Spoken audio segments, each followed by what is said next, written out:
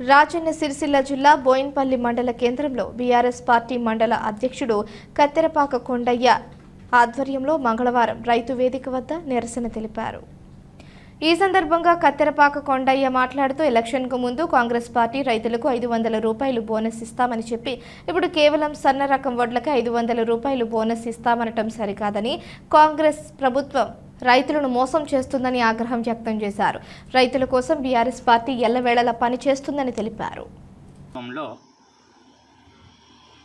BRS వ్యవస్థాపకులు తొలి ముఖ్యమంత్రి కేసీఆర్ గారి పిలుపు మేరకు వర్కింగ్ ప్రెసిడెంట్ కేటీఆర్ గారి పిలుపు మేరకు ఈరోజు బోయిన్పల్లి మండల కేంద్రంలో మార్కెట్ యార్డ్ ముందు నిరసన కార్యక్రమం చేపట్టడం జరిగింది.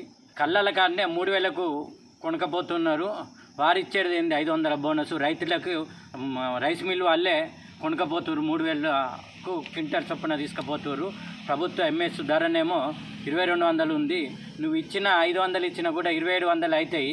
ఎలా అయినా వాళ్ళు మాకు అమ్మరాని ఉద్దేశం కొద్దికి మేము ఇచ్చిన హామీని నెరవేర్చలేకపోతున్నామని ఆలోచన కొద్దికే 500 రూపాయలు వచ్చే సంవత్సరం నుండి సన్నవడ్లకు మాత్రం ఇత్తనడము ఇది రైతును వంచే ప్రభుత్వం. కావున రానున్న రోజుల్లో కాంగ్రెస్కు ప్రజలు మరియు రైతులు గుణపాఠం చెప్తారని మేము ఈ సందర్భంగా హెచ్చరిస్తున్నాము.